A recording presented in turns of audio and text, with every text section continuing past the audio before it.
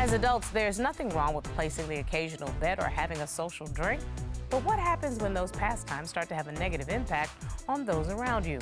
On today's case, Ms. Herrod says that her partner, Mr. Parham's love for gambling seems to extend beyond the casino, and lately he's been taking his drinking way too far. His refusal to address his alcohol and gambling issues is putting his future with Ms. Herrod at risk. Will he seek help or double down on his vices and risk losing everything? Let's hear their case. Court is now in session. The Honorable Judge Starr presiding.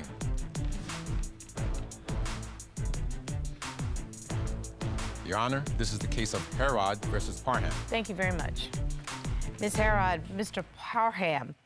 Ms. Herrod, you're in court today because you say you fell in love with your fiancé's representative. You say Mr. Parham is an alcoholic, has a problem with gambling, and he's not supportive. You are demanding he seek and get help or the wedding is off. Yes, Your Honor. And Mr. Parham, you desperately want to save your relationship, you say. You don't believe you have a problem with alcohol. You say Ms. Herrod is a workaholic and needs to make more time for you. You say you love your fiancé and want to shift the focus back to your wedding. Yes, Your Honor. Okay. We have a witness who is here that has joined us. We're going to get through all the facts today. So I see a crossroads here of two people who are supposed to be planning a wedding at this point. Ms. Herrod, why are we in court today? Your Honor, I am here to give my fiancé an ultimatum. If he don't check into a AA, then I'm checking out of the relationship. We have a wedding in October, and we won't be having a wedding. He is an angry alcoholic, and he have a gambling addiction, and I won't change. You are demanding change, or the wedding is off? Yes, Your Honor. And Mr. Parham, did you hear what Ms. Herrod said? I did, Your Honor. Yes, Your Honor. Ms. Herrod, take me back to how you all met and what brings us to court today. Your Honor, I met Michael on online dating, and I was in a marriage for 15 years and lost my husband at 38 of colon cancer. Oh, my goodness. And a year later, I had lost my brother. He got murdered. Oh, so that's a lot of tragedy. I had a lot of trauma. So Michael restored my happiness. And, you know, I got in a relationship, and that's when the real Michael starts to reveal. Once we got a house, a really big, nice house, and I started to live with him, and I started to see a Michael drinking every day. You know, it's so interesting because I've always had this theory that the first 18 months of a relationship, you are dating the person's representative, their agent. But then the real client shows up. That's it. Was that your experience? Yes, that's my experience. Okay, Mr. Parham, tag, you're it. Absolutely. Well, first, Your Honor, good morning. I wanted to say, look, I'm here because I'm committed to salvaging my relationship. I love this woman to pieces.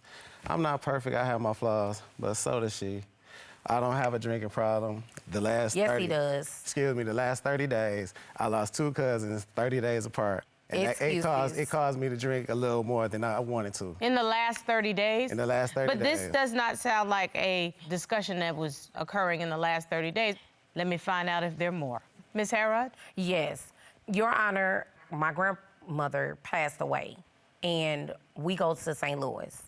And he get to meet my family for the first time and everything. That's important. We at the repast. We both having a drink. We having a good time. And we went out to a bar, and he was so wasted. Me and my family had to carry him out of the bar. I don't remember that at all. When he woke up, I said, Michael, you was so messed up last night. I'm so embarrassed in front of my family.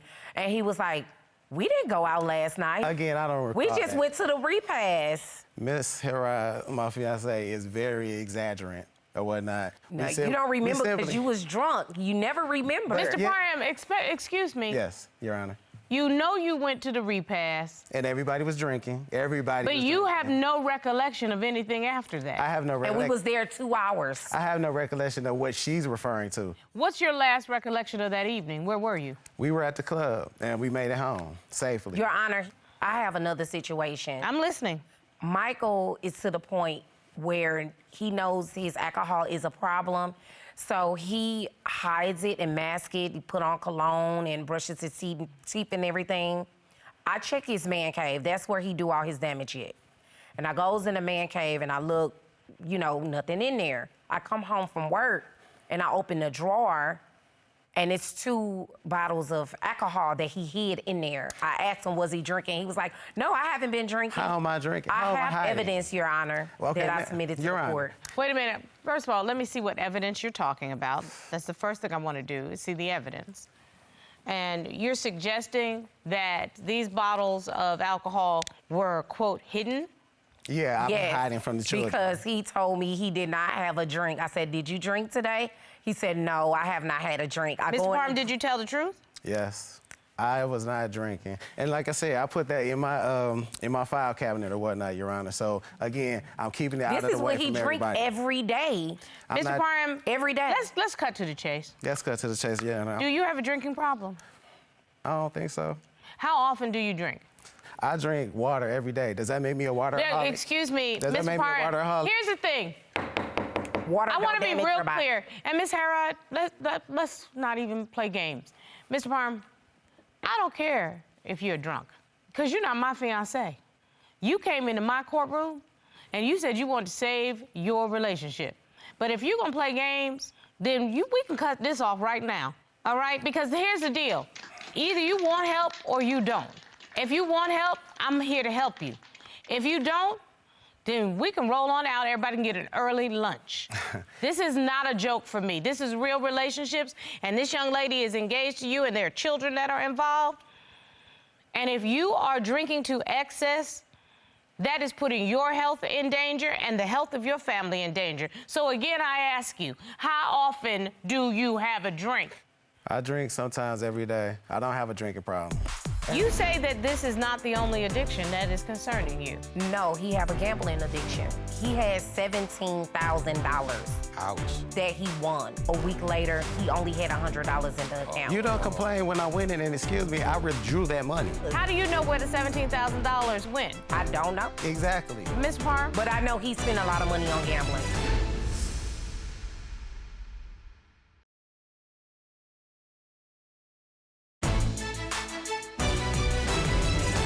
Your Honor, I wanted to tell you about another situation. I'm here. I come home from work, and I was talking to my teenage daughter. Michael comes in, he goes in the room, and he give me this eye. So I'm already knowing that, you know, he's upset. So he go downstairs, I'm trying to talk to him. He shut me out, he don't want to talk to me, he upset. We get in an argument, and he like, you can go, you can get out. I submitted a video to the court of evidence of Michael kicking me out. I'd like to see the evidence. I'm a cooler. What did I do to you? I was upstairs talking to my daughter. You just talk too much and I'm sick of that. So you can take your dumb, judgmental, drunk boom, Boosie, you can record. She drunk all I'm a readers. Ain't talk to nobody. Nah. They out my crib. What is that about?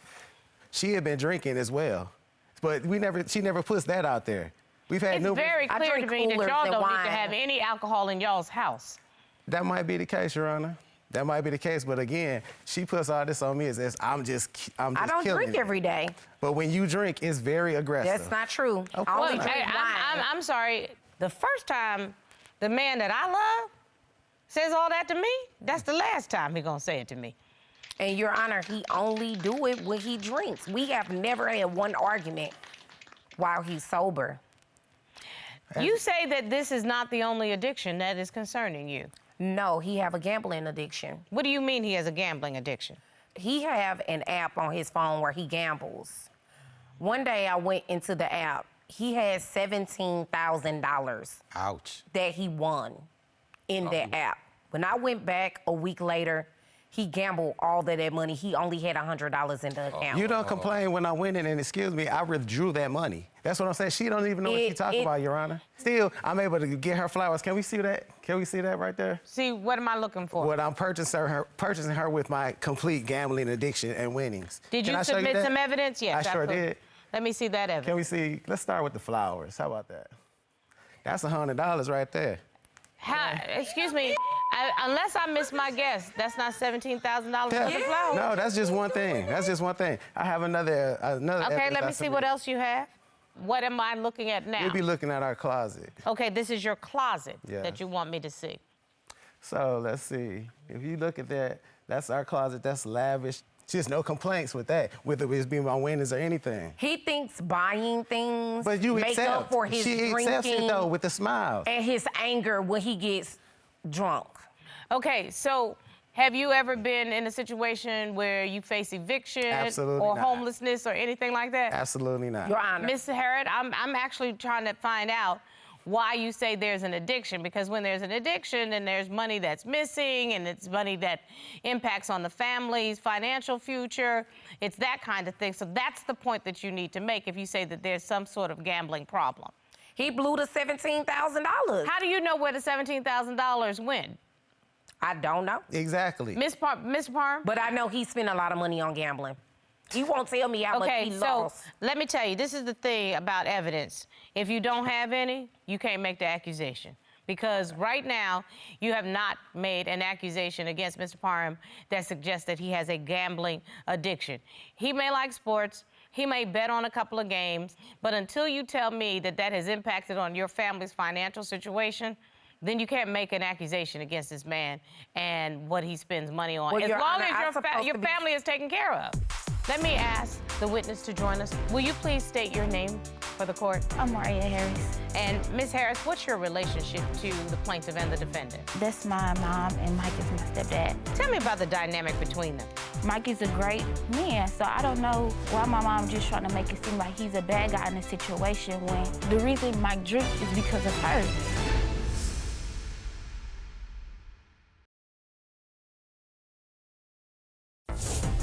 If you'd like your case to be heard on divorce court, call us toll-free at 1-877-311-2222 or log on to our website at divorcecourt.com.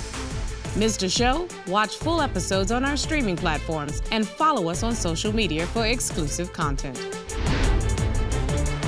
I'm literally at my wit's end about an accusation about the gambling addiction, because I'm gonna tell you something.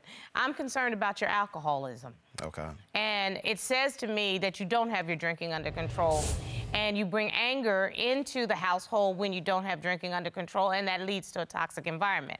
And for that reason, I'm gonna ask the witness to join us, because I'd like to find out from someone who actually lives in the environment. And even her daughter knows I treat her great. Let me ask the witness to join us, please, Robert. I didn't say you didn't. You just drink. You just exaggerate, man. Will you please state your name for the court? I'm Maria Harris. And Ms. Harris, what's your relationship to the plaintiff and the defendant? That's my mom, and Mike is my stepdad. Tell me about the dynamic between them. Well, she's saying that he drinks a lot, but that's not true. Like, the reason Mike drink is because of her. She work a lot. She's not saying why he drinking or why he doing what he doing is because of her. He showed all my mom kids. He called us his bonus kids. He showed, even my daughter, he showed her affection. She loves him. Mike is a great man, so I don't know why my mom just trying to make it seem like he's a bad guy in a situation when she have her wrongs too. She not there every day. Ms. Herrod, what's really going on? Neither are you. Ms. Herrod, what's really going on? Why are you mad? That's hurtful for my daughter to. I know. I mean, I don't know. I work. And there's nothing wrong with you working, and there's nothing wrong with you having goals and ambitions. But why is it your daughter's perception that you may be one of the reasons that Mr. Parham is drinking to excess? What's going on with the family? I don't know why she would say that. I do work a lot, and I do think that he drinks out of boredom.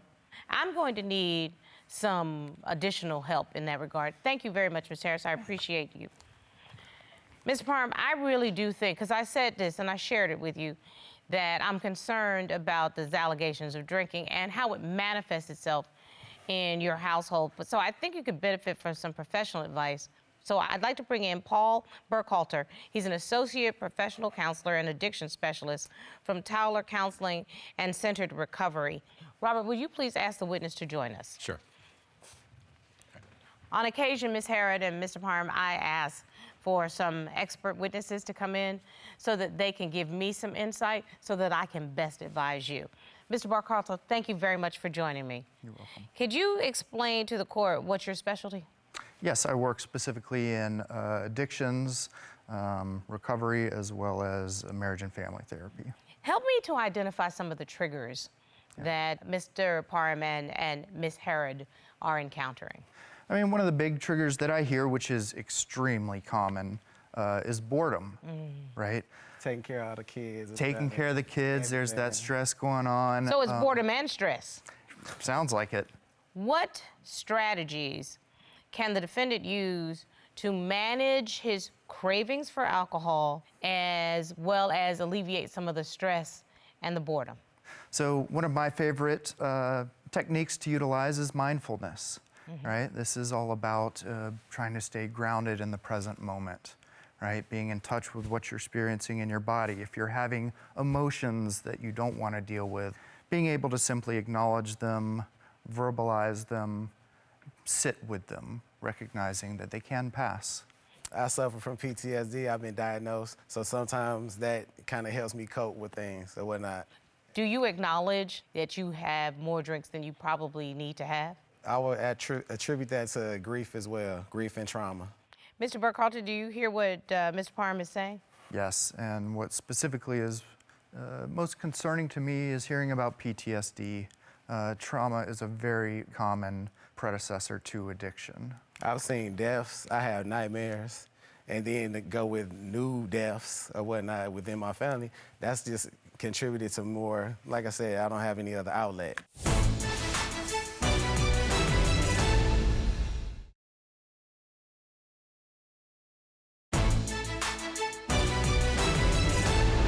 It sounds to me that you are self-medicating, and self-medicating can lead to addiction.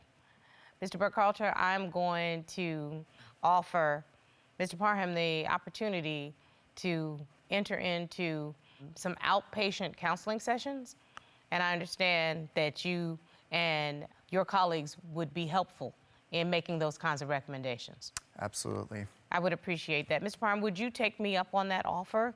Yes, Your Honor. Ms. Herrod, can you be a supportive partner during this part of his journey? Yes, I love him. He is awesome. He is amazing to me. He spoils me. He spoils my children.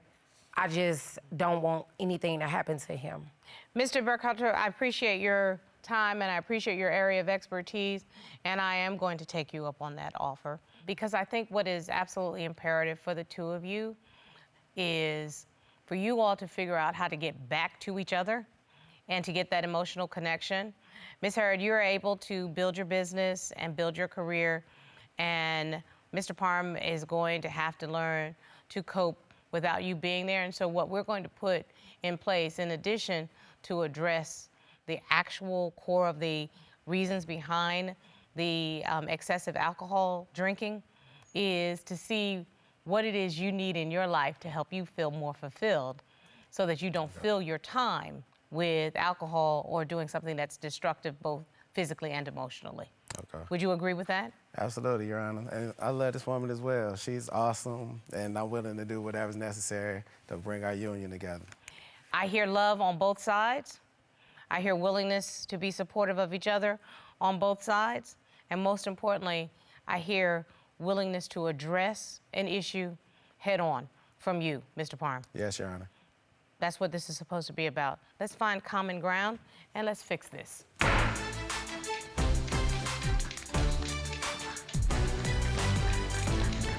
I just want you to be better, baby. I'm gonna get there.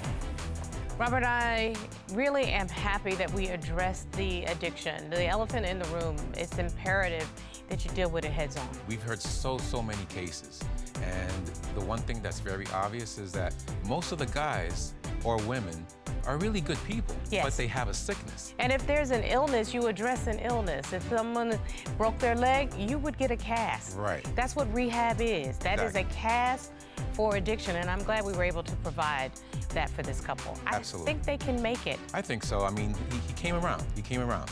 That's what we're here to do. Exactly.